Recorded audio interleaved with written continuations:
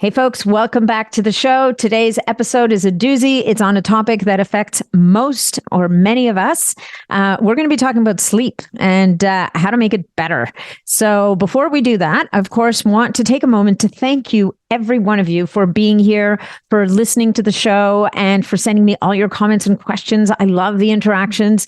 If you are feeling inspired to do so, please leave us a review on whatever platform you're listening to this podcast on. That is what allows us to rise up the ranks and to bring you more amazing guests every single week. And of course, if you're looking to connect directly with me, make sure to go to natnidham.com, click on the BSP community link at the top of the page, and you can check out my private membership group on Mighty Networks.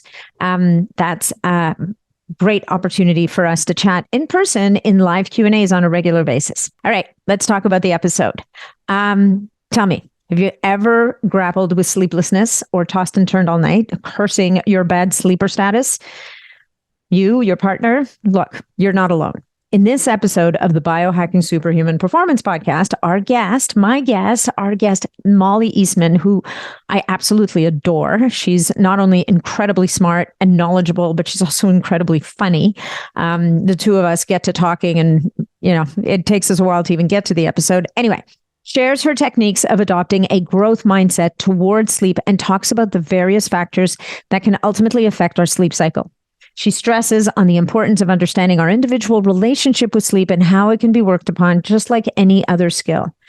Our conversation further dives into the long-term impacts of poor sleep, the correlation it has with various health disorders, particularly for those working late night shifts or struggling with time zone changes.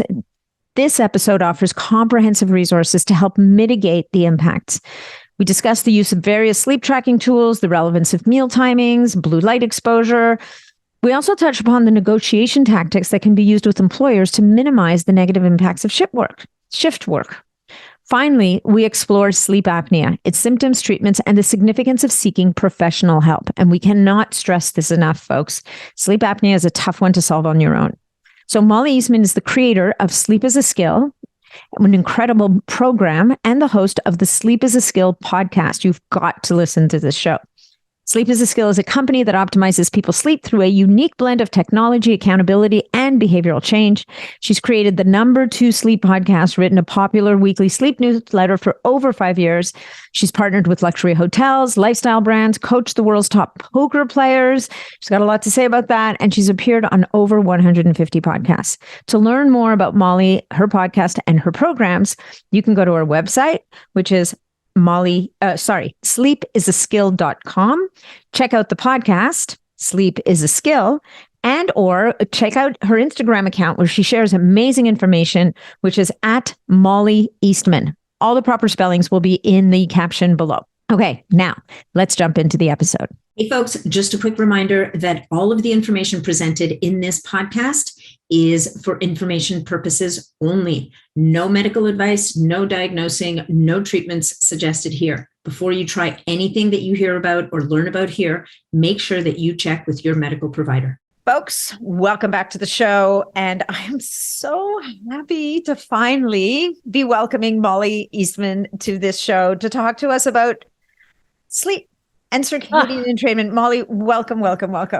Oh, Nat, thank you so much for having me. I know that between the two of us, we could have so many episodes on all things. We can talk for days and days and have. So I'm excited. We actually talked through the last podcast recording we were supposed to record together. Exactly. So this is going to be a breeze. And yet the early challenge is how to fit all of our thoughts into our short period of time. So we're going to make it happen. Well, here's what we're going to do. We're going to focus on your thoughts because everybody gets to hear my thoughts all the time. Aww. So let's put the emphasis on your thoughts. And then we have a podcast scheduled together when I'm going to go on yours, and then I can share my thoughts, and then people can mash them together and get the whole. Perfect. All right. That's our plan. So you've been on my radar forever, since before we became friends. And sleep is a skill. It's the most brilliant line I've ever heard, right? Because as the mom of now a 23-year-old, we talk a lot when we have babies about babies are born knowing, mostly for the most part, knowing how to sleep. Having said that, a lot of babies have disrupted sleep for a lot of reasons we may or may not want to talk about today. And I think some of them are actually maybe similar to why adults have trouble with sleeping, like exposure to light, the whole 9 yards. But very often we are put in a position as parents, we have to help our children to relearn how to sleep or put themselves to sleep or soothe them. We talk about, soothing themselves to sleep or putting them back to sleep. But as adults, we completely forget that, we lose that skill because of, and maybe you want to talk about what are the reasons that come into play? Why do people need to now, as adults, approach sleep as a skill, which should be innate? So well said. Well, thank you for the kind words about the company name. And I think that is a fantastic place to begin because this concept of sleep as a skill was very mindfully named. The reason I chose that name is because I spent so much of my life, and I do now think of my life in a 3-part series related to sleep. I swear to God. So what that looks like is how my life was really set up for so much of my formative years in this world of I'm a bad sleeper. It's just how it is. I came out of the womb in my thinking. That was my thinking. Of course, as you just shared, not true. And yet I navigated the world in this identity of I'm a bad sleeper. I'm a short sleeper. I'm a night owl. It's in my genes.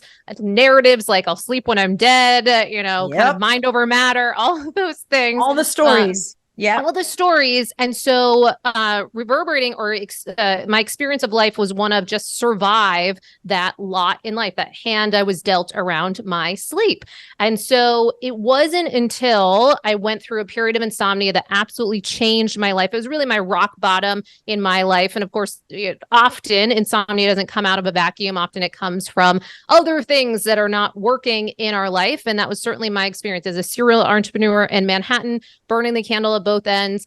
Eventually, these stressors, and I didn't correlate all the signs leading up to it, of course. So I was getting more and more anxious. I got the beginnings of an ulcer. I had shingles in my 20s, a lot of signs that how I was, navigating my health and well-being was not working. And yet I certainly wasn't factoring in my sleep habits and what subsequent habits that I didn't even realize were a part of this sleep conversation. Didn't think about those as being part of this puzzle. And so when I went through that period of insomnia that absolutely changed my life, I went to the doctors, left with sleeping pills. And in that moment was this really disempowered state of that question of, all right, so now I want to sleep. I have this experience that I can't sleep, this belief that I can't sleep. So now I'm going to take these pills but be really having an inner dialogue that I shouldn't be taking these pills, fears of the future. Am I going to need to start going up on the dosage? What is this going to mean for me coming from a family of a lot of individuals that did go down the pharmaceutical path and found themselves kind of beholden or reliant on pills like this, especially for sleep. So I saw some of what that looked like and it really terrified me, as well as the fact that it had fears for me around my mental health, because during that period, I really felt like I was losing my mind. Sure. I was so panicked. The sun would be setting. My heart would start racing with the thoughts of another night of how can I, how am I going to be capable of fulfilling on anything if I have yet another night stacked up. So this lit the fire under me. And that actually had me go down the rabbit hole. I spent thousands and thousands of dollars, lots of time, energy, and effort to restore my sleep, and not only restore it because I shared it wasn't that great beforehand, but so not even just get it to that, kind of baseline, but actually get to experience quantifiably great sleep, which I had not thought was possible for myself living in those labels and narratives previously. So what shifted over was this more kind of growth mindset approach to sleep and the realization that it is a skill like anything. So for the listeners, my main takeaway here is that wherever you might be at with your journey in relationship to your sleep, whether you haven't thought about it too much, whether you're really struggling or somewhere in between, that there always things that we can do to up-level your performance around your sleep. And I would argue that there's a benefit to beginning with your sleep on any journey of wellness, since we know it's so foundational. We're getting more and more studies ongoingly, and yet it's still a relatively new field, if you will. And it was only in 2017 when the Nobel Prize was given around part of our understanding the complexities of our circadian rhythm, these clocks in every cell and organ in our body. So we're really starting to get more and more information about how crucial this is and the trainability of this area. Yeah. Wow. That's such a good setup. There's so many different things I want to talk to you about in there. Right? It's a big topic. Yeah, it's a huge topic. And so, although I think a lot of the people listening to this probably have heard and know, and I don't want to scare people to death. And at the same time, let's just briefly maybe touch on all the different systems in the body that are negatively affected by poor sleep, because the narrative of I'll sleep when I'm dead is still very much alive. Right. Absolutely. And I think what may escape people at times is that you're going to die. You're then going to get to sleep a lot sooner if you don't sleep. Like, sleep deprivation is a form of, it's an actual, if you were to look up ways to torture people, yes, sleep deprivation would be right up there. And I know that there was a study done with, I'm going to say, and this is very sad. If you're an animal lover, block your ears right now. But there was a study done with puppies where they prevented them from sleeping. And within a very short time, they were all dead. Like, none of them survived, or they couldn't survive it. Right. So understanding and appreciating the importance of sleep, but maybe talking a little bit about, if you want to speak to some of the different systems in your body, and you've kind of touched on them when you were talking about your own story, right? The immune system, the brain, our ability to regulate our nervous system, like all of the different digestion, right? I don't know how you did with your food at that time, but we know that having a really bad night's sleep can borderline make you, pre-diabetic and have you diving for the carbs. So maybe talking a little bit, what are all the different systems that are affected by sleep? Because ultimately that's going to lead us down the path of how do we help tapping into those systems to retrain those clocks and help us to get to sleep a little better. Yeah, so well said. Really getting grounded in the why does this matter? Why is this important to take on? Because in the realm of wellness, and certainly you are just a rock star in sharing so many things that we can do to improve our health and well-being, and to have the gumption to shift a lot of these things. So the truth is, to build that skill set around sleep, there are a number of behavioral change interventions. And of course, there's other supplements and things that we can bring in. But so much of this is on the ground with how we're conducting ourselves in our lives. So to get rooted in, like, why bother? Why is this the area? It's so important. So for the why, one, we can begin with, of these life domains that are impacted, we struggle to find a single area of life that is not negatively impacted when our sleep is not functioning as well as it could. So what does that look like? And I've actually, to many different groups and workshops I've conducted, I still ask, is there a single person that can tell me a single area of life that isn't impacted? And I haven't been able to come across anyone yet, and I haven't seemed to find any studies that will prove otherwise. So what that looks like is, we find some of the top impacted areas: cardiovascular health, heart disease, diabetes, cancer, immune health, cognitive health. So looking at so in the long term, historically, we used to think that there might not be certain things that we can do to stave off some of these neurological disorders, Alzheimer's, Parkinson's, dementia, et cetera. But now we do have some evidence that came out of in 2012, the realization of glymphatic drainage, the understanding of glymphatic drainage with a G versus lymphatic drainage with an L.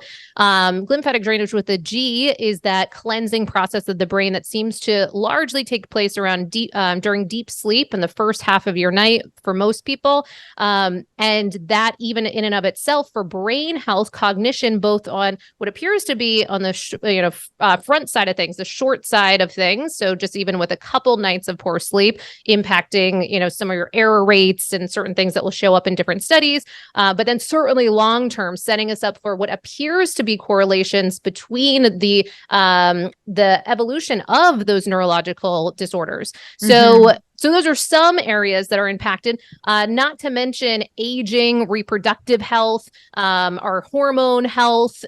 Just the list goes on. And one that I'm particularly passionate about, the mental health side of things. we don't have a single mental health disorder that isn't coupled with disorders or dysfunctional sleep in some regard. So it's a big, big topic that rolls out to these impacts that we might not have expected in various areas of life. And so just about any area of life that is important to you, if even for the vanity side of things, for the aging, to look beautiful, for our waistlines, just so many things that hit just about every pain point for different individuals. And then even just for some other specifics, there was a very large scale systematic review that came out in 2010 and meta-analysis that found that if you're sleeping less than 6 hours consistently a night, that it's setting you up for things like heart disease, diabetes, stroke, cognitive decline, and my favorite, death from any cause, also known as all-cause mortality. So that's just on the duration side of things. It's not even getting to the sleep consistency piece. We know that for shift workers, it is very, very clear for many organizations, certainly, at least in the U.S., some of these U.S.-centric, stats or organizations I tend to quote, but that it's very clear that shift work does seem to be now grouped into being a cancer-causing agent, just simply by being alert and doing things at the times of night that it appears that we were not kind of designed as diurnal creatures, meaning that we're meant to be active by day and at rest at night. And when we throw these things kind of upside down, there seems to be very real-world impacts. So, okay, so let's talk a little bit about shift work. Is there anything? So we know that shift work is a negative. Like, look, I have an assistant who's overseas, and he was working for me through his nights. And last week I said, okay, it's enough. We're now shifting you over to your day. That means that you and I are going to be awake during working hours for very few hours in common. Sure. But I feel like I am out of integrity, and on a human level, it's killing me that I'm killing you. He's a young kid, and he's like, no, I'm good. I can do this. And I'm like, I know you can do this, but just because you can doesn't mean you should. Having said that, for people who are in the medical system or emergency services, like people who have to be shift workers for whatever reason, unfortunately, it seems like in our world, until we create AI robots that don't need to be awake during the day and can be awake at night, there will be people doing shift work. So is there anything people can do to mitigate some of the damage? Like, nothing's going to be perfect, but is there anything they can do to offset the negatives of being awake when you should be asleep and asleep when you should be being awake? Yes. Well, first off, amazing. Can we all be employed by Nat? And secondly, that is awesome. And secondly, I hear you too, because then there are so many areas of life that we depend on those workers to be alert at those times that might not be optimal for their health and well-being. So what do we do about that? So first off, a couple things and a couple resources to provide for anyone that either is a shift worker or knows a shift worker or just wants to kind of have some information in this area. So one, I would say there's a book that came out recently called The Sleep Fix. And it was actually written by an ABC correspondent who had the night shift and was up against loving her job, and yet didn't want to necessarily just take the advice of what she was hearing, that, you're going to die early. And there's all these, fear mongering things that can come out. And yet I'm not meaning to make it fear, because we're balancing the fact that there's real world impacts. And then how can we, if our passion and our life,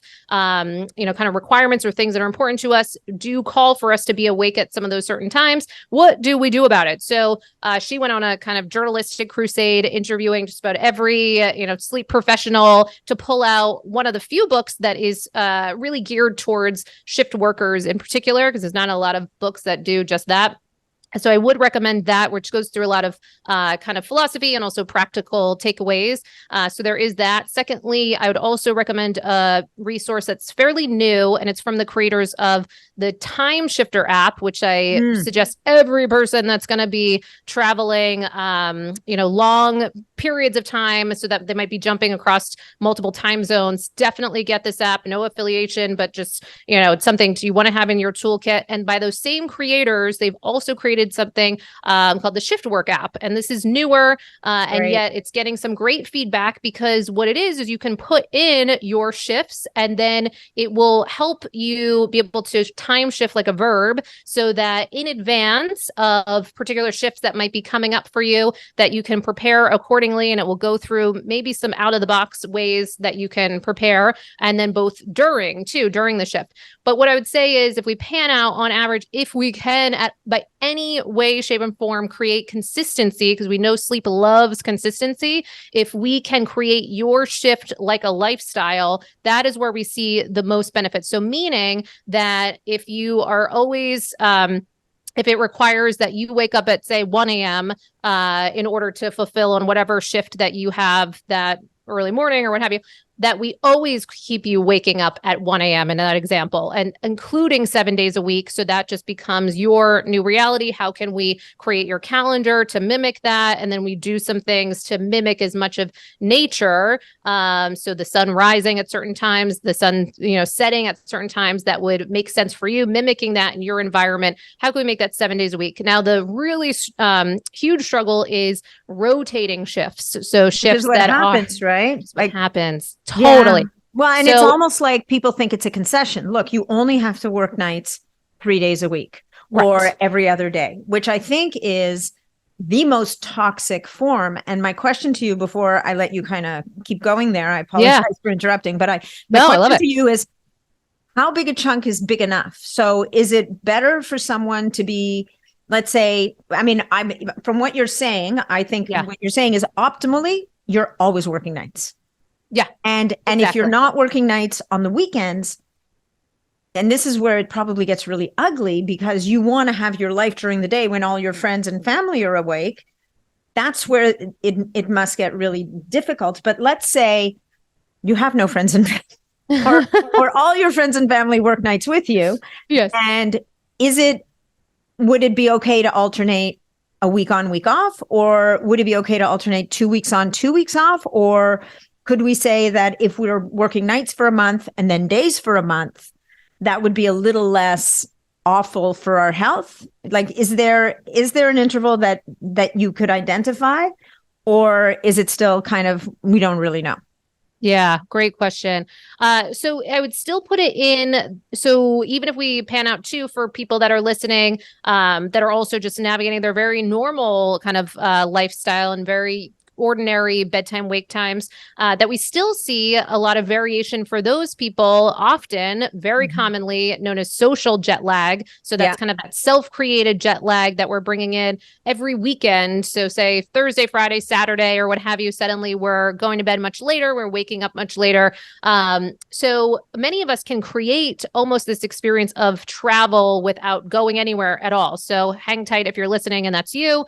But so for the shift worker, then the same rules apply. It's the same type of thinking that if we were to say, well, your job requires you to go to Hong Kong multiple times throughout your month, we would have to start really weighing the impacts of that. Is that workable for this individual? And there are certain bio-individualities, like, in your example with your assistant, there's certain things that we might be able to get away with a little bit more, quote unquote, when we're younger, kind of more abilities to rebound and certain considerations. But for the most part, for an extended period of time, we want to minimize as much of that variability as humanly possible.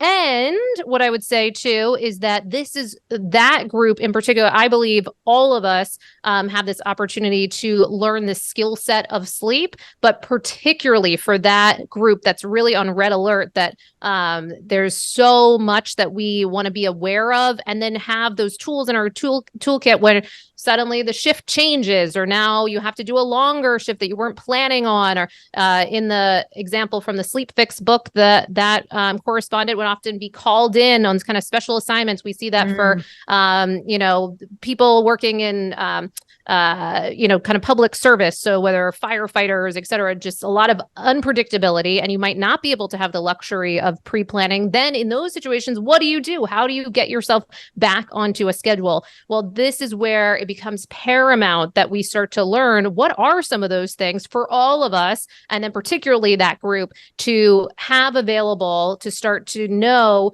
how can we strengthen this circadian rhythm. And that's really the hinge and the framework that we bring in with Sleep as a Skill, is this argument that circadian health and the strength of your circadian rhythm is so crucial. And I think we're only just beginning to, be on the tip of the iceberg of how important this is. So that can be something that can serve those groups well. Now, I will say that part of the group that I work with a lot are high stakes poker players. Right. And they are actually quite akin to exactly what you're describing, because what they'll, depending on the poker player, say if they're tournament players, they might have very late tournaments that they're a part of, that millions on the line, they want to be cognizant and alert, and they might have to go to 2, 3 a.m. And then the next set of tournaments, and just even a week or two later, might be much earlier. And so now they've got to shift and still have all their wits about them. So there are so many applications where we want to be able to understand what does it take to train ourselves to be as optimal as possible at those times allocated. Right. So is it technology? Is it supplementation? Is it I've definitely the idea of what light are your eyes being exposed to gives the information to your brain of where you are spatially in time, right? Is it time to make melatonin? Is it time not to make melatonin? And so whether it's, it never ceases to amaze me in hospitals. And, if you look at nurses that work night shifts, these women too often, because they can't take care of themselves, right? So too often they're carrying around a lot of extra weight. They're tired. And they're functioning and they're doing heroic things. And at the same time, they're exposed to crazy junk light all night long. I think it's a miracle anybody gets out of the hospital alive, honestly. I know. Like even patients, right?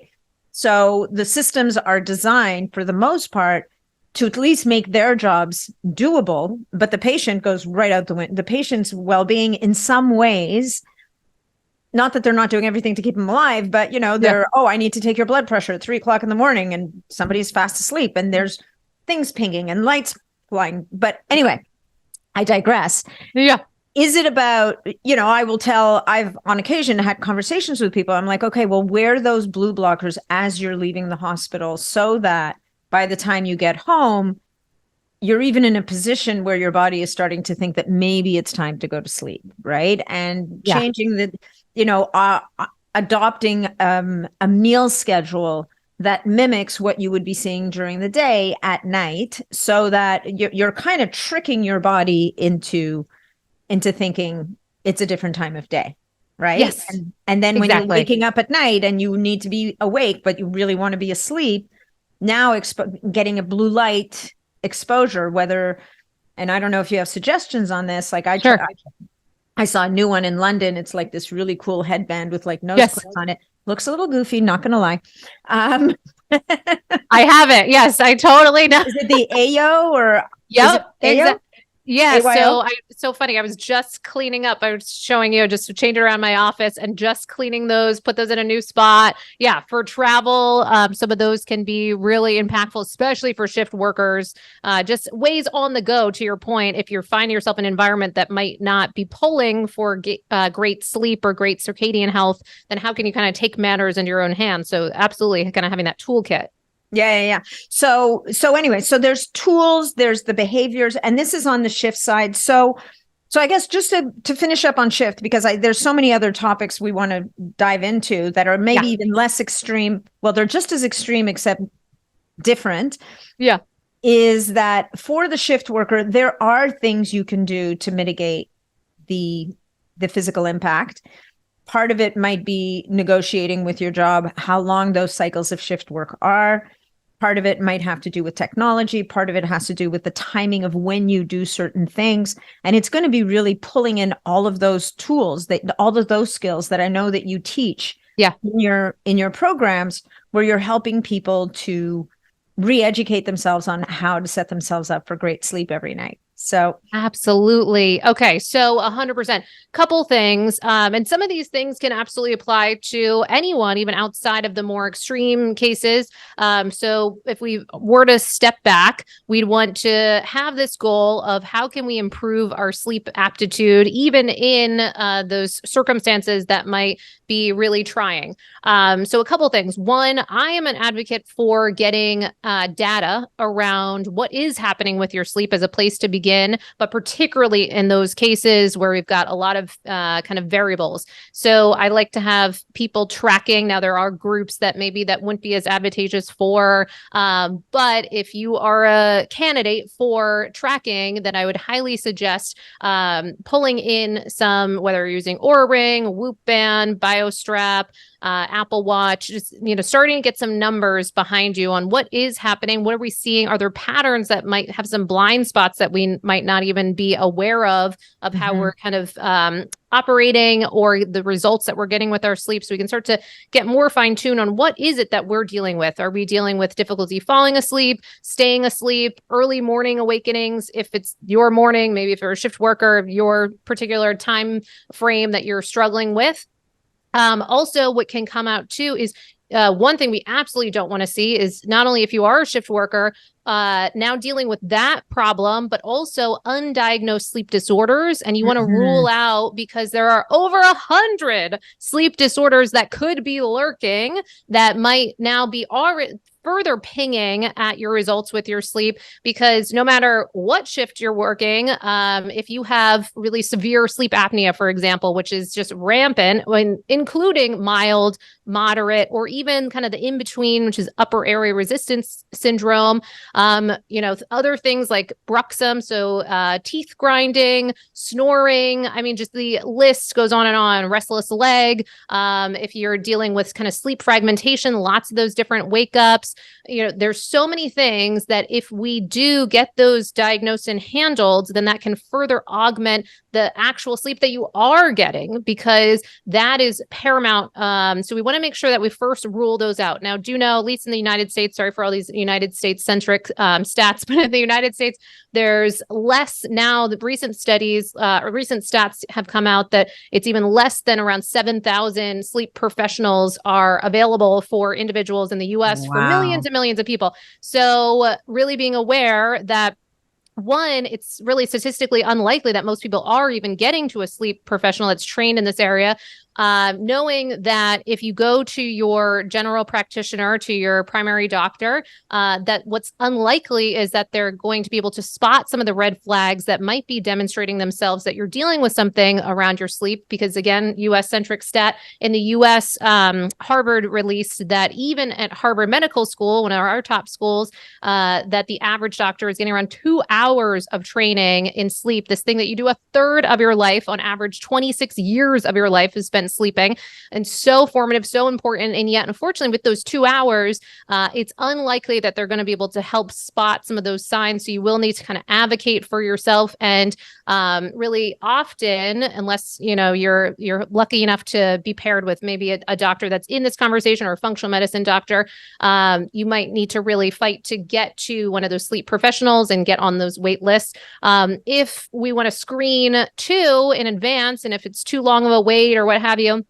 there are a lot of at-home tests that can now be done that can be sent to you very quickly. Now, those are in the domain of more respiratory disorders often. So they tend to be pretty good at spotting if you're having breathing disorders of some type while you're sleeping at night. If you need something more nuanced, looking at your brain waves, so utilizing EEG and what have you, that would likely require more of an in-lab test. But the at-home test can be really really useful, and usually around $200 US dollars or so to be sent to you to test in your own comfort of your own home to first see, are you one of four? So statistically, what we find is that 1 in 4 people seem to have some sort of sleep apnea or breathing issues while they're sleeping. And there's speculation that that might be even on the low side, that there's more than that, is kind of a hypothesis. And along with that, for women, that as we get over the age of 40 on average, we start to see that we get closer to men in our likelihood of now developing sleep apnea. Even if you didn't have it when you're younger, that with hormonal shifts and pregnancy and other things that have come along and changed some of our anatomy and our function, that we might now develop sleep apnea later in life, much more closely akin to men as we age. So first up, it's ruling out all of those things.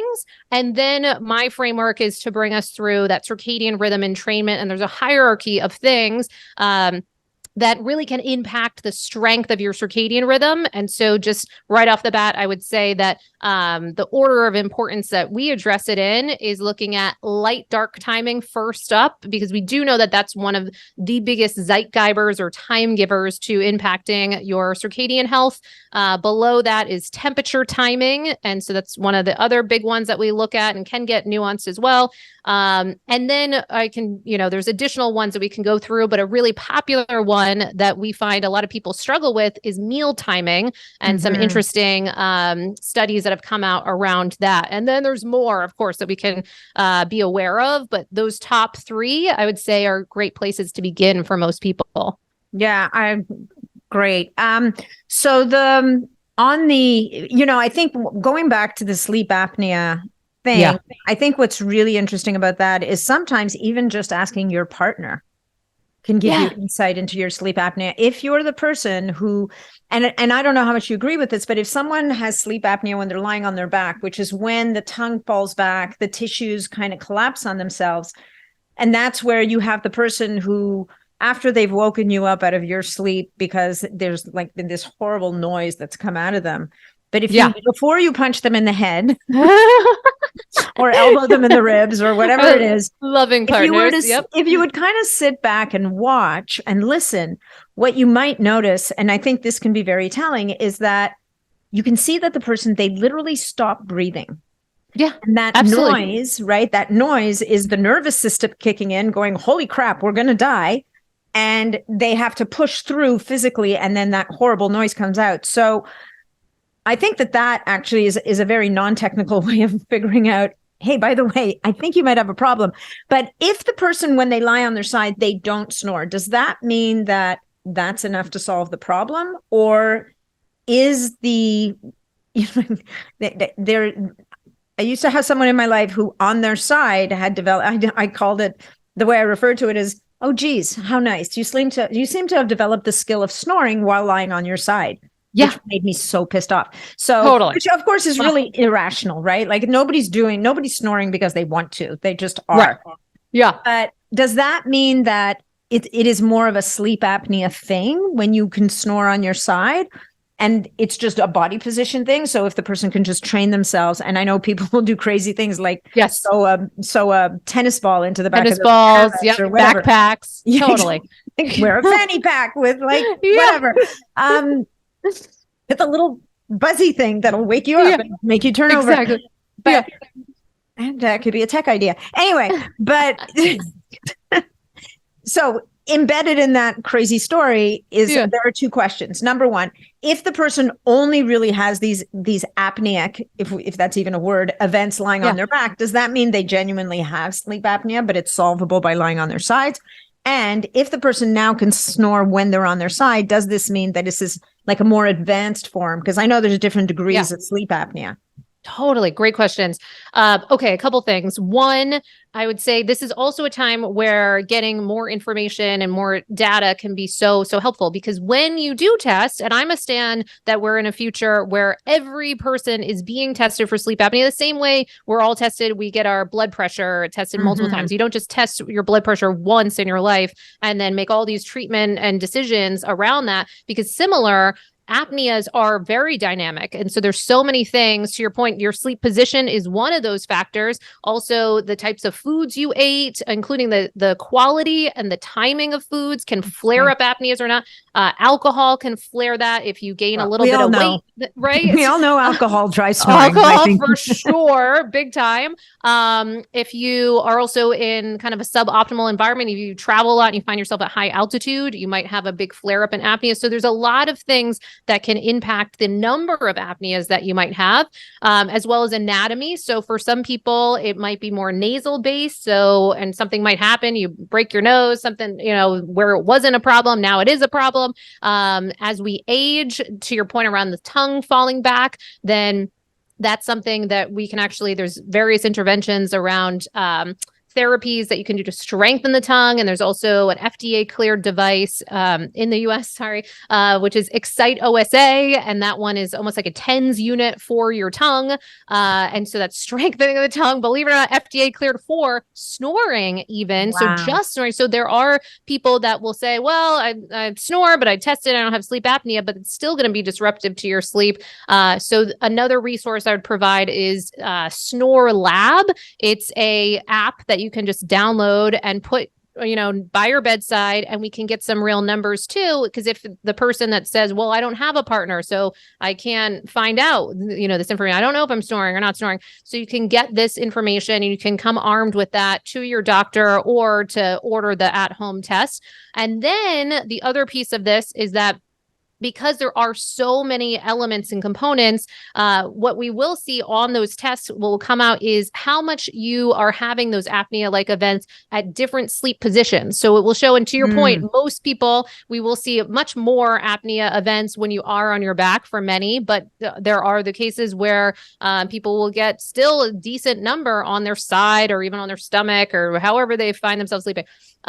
So one, yes, there are things that, because often treating apnea tends to be this multifaceted approach, because in the past we might have thought, well, you get a CPAP or you do nothing. And so it turns out now that CPAP is still an option, but there are so many other options now, including those behavioral interventions. But traditionally for most people, well, I shouldn't say most, but often it might involve both the sleep position changes and some other interventions. So oral device. So with your dentist, getting a sleep informed or airway informed dentist can get you a fitted oral appliance. And that can be really helpful to open up the airway space. You can get, there's lasers that you can bring in to the treatment. You can have surgery. You can have things like Inspire, which is almost like a daytime pacemaker that's put in. And that can be helpful with, if you're not responding to some of these other interventions.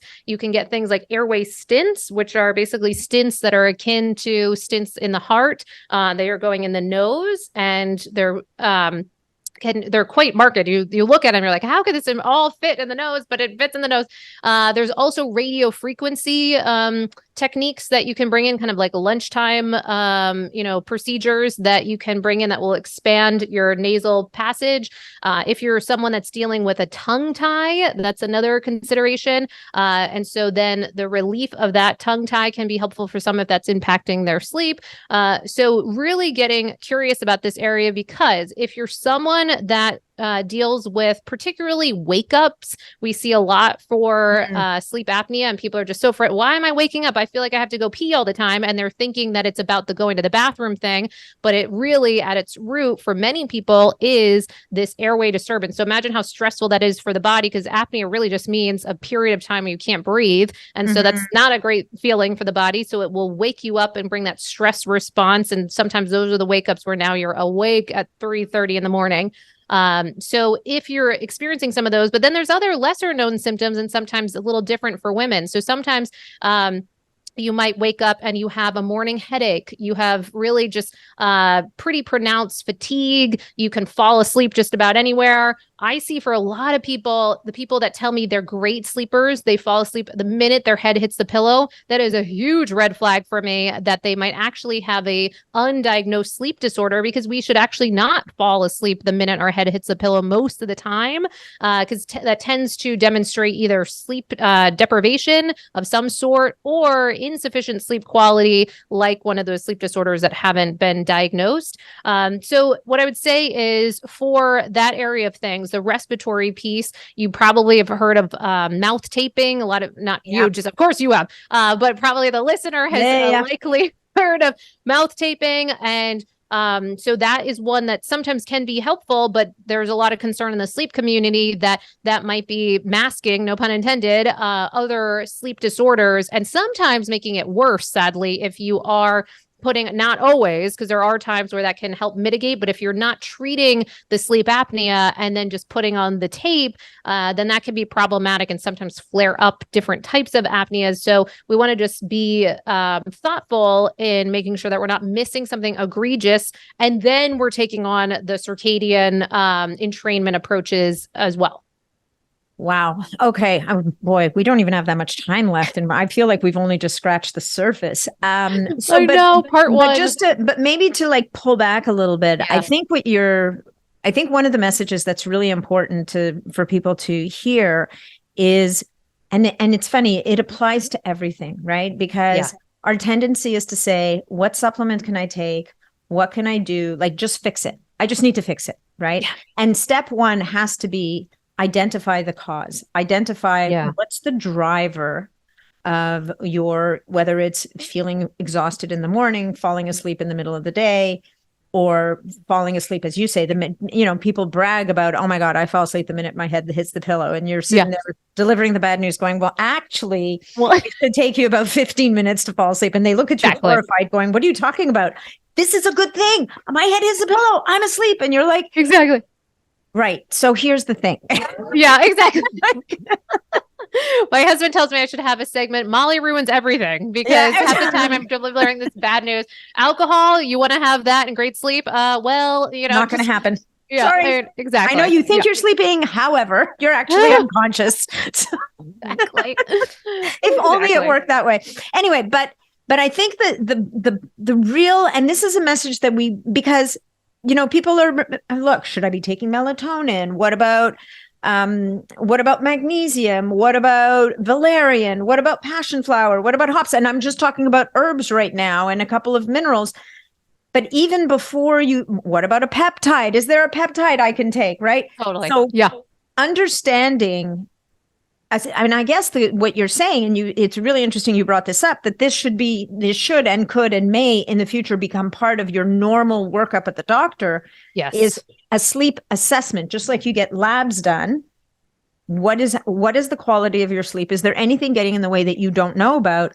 Because like anything else, once you understand and you have clarity around what the issue is with your sleep, now you understand which of the many interventions that are available to you are going to be the most impactful. Absolutely. 100%. So one, I am pulling for a future where this is part of those, kind of annual checkups, that it's much more of just a kind of, well, how's the sleep? We get nuanced about the specifics, as well as in the places where we're looking to get well. You mentioned hospitals. We're already starting to see certain kind of progressive hospitals start to bring in some more of an emphasis on sleep wake. And so having more of a circadian aligned cycle for the patients. And we have certainly studies that seems to improve recovery time. So, I think we'll start to hopefully see that the tides are changing and that many of us are starting to take this much more seriously, including our health professionals. So then if we're sitting here saying now, okay, I want to improve my sleep. I've ruled out some of these sleep disorders, or I'm treating some of these sleep disorders. Now, how can I begin to strengthen and optimize my sleep? Well, I hope we're tracking ideally. And even if you're not using a piece of tech like a tracker, even a sleep diary has its value, because we're starting to get some awareness on what time are we going to sleep? How often did we wake up that night? What came up first? How long were we awake during those wake ups? And then what time do we actually get up out of bed? Because it's so surprising how many blind spots emerge for people often.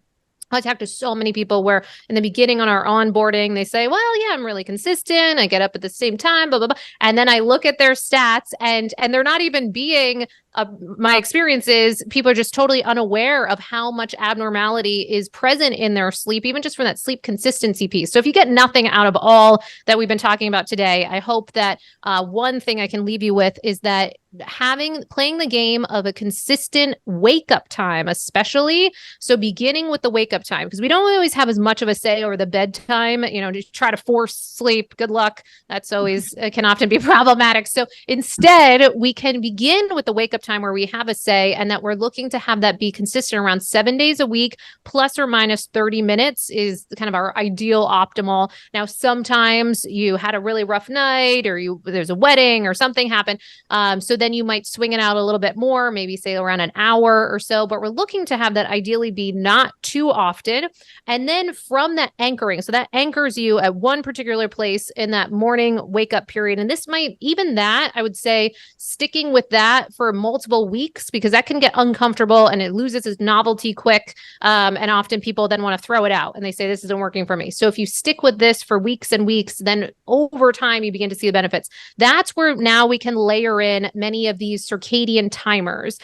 So the big takeaway is you want to create bright days and dark nights. That's the whole game. Now that can get nuanced, and we want to get physically outside. We see in studies that it take anywhere from 50 to 100 times longer to reset our master clock from behind windows. If you're watching the video, like these windows behind me, even though there's a lot of light coming in, it's helpful for a circadian rhythm, but it's still insufficient to optimize and reset that master clock truly, because one piece or practical thing I can give you too is to download an app called Light Meter or Lux. Any of these will be able to get you a bit of a scientist, so you can see what is the light output in your environment. And for most people, an indoor space ranges from about 300 lux to around max to like 1,000 lux. We want to get this far, far higher than that. So on a summer day, kind of in a southern latitude location, we can be hitting upwards around 100,000 lux in certain periods. And certainly we want to have goals of overpassing around 10,000 lux. You see a lot of those seasonal affective disorder lamps that the goal is to have them around 10,000 lux or more.